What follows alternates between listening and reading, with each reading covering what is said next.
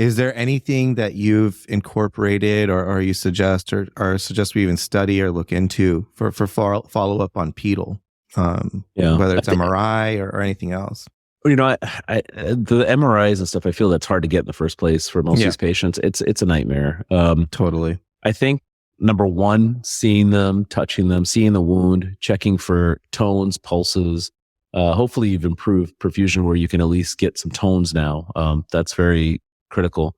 I think a lot of people are asking about these other technologies with perfusion software, and Zola has showed some really cool stuff from New Orleans. Yeah, with the perfusion mapping. And there's another device that I'm playing around with just to kind of see where they look at. I think I mentioned earlier about looking at the change in oxygenated hemoglobin that comes in that area of the wound. So that'll help. Jill Somerset from Northwest in the U.S. up in Washington, I believe. She's done some fantastic work with that pedal acceleration time.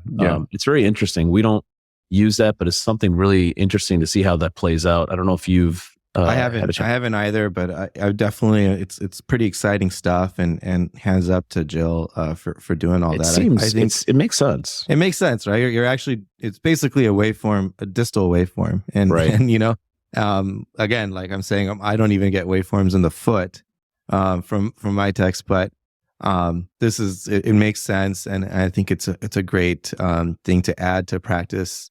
I think the limitation is going to be getting the techs to learn how to do this, because from what I can tell, change all the angles and everything, right? And I think the exam takes a little bit of a while, from what I can gather, which is fine, and I think it's totally worthy if we can prove that it has benefit. But the way she's described it with the 4 categories of the pedal acceleration time and how it relates, they've already shown that it has value that relates to ABIs, but most of our patients, you can't compress them anyway, so this may be a great adjunct.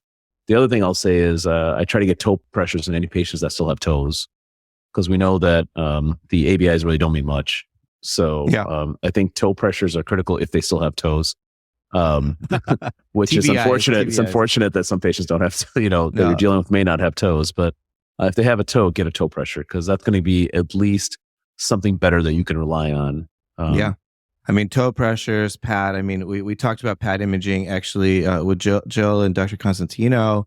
Talked about episode 90. And so people can kind of learn and get that. I mean, and learn about PAT and all these other kind of, I think the frontier is going to, or the next couple of years, we're going to see a lot of developments. You mentioned perfusion imaging.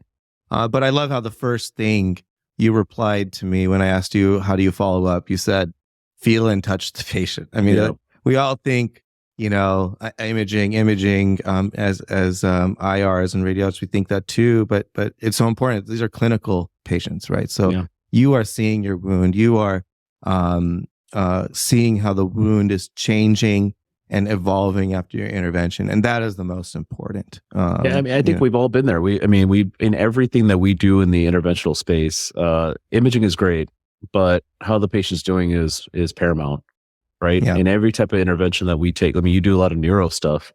You're gonna put a lot of your decision making as a follow up or the next intervention based on how they're doing. It's not about how the test is doing. It's about, there's a lot of variability in testing and non-diagnostic interpretation. We know that.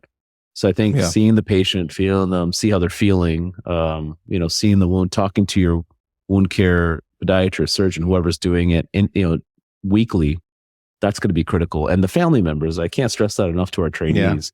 Having the families involved, because a lot of these patients are maybe not the best at, their own selves or taking care of themselves, but a lot of them, if you just probe them and involve them, have very caring family members that'll be part of the team and make their outcome a lot better.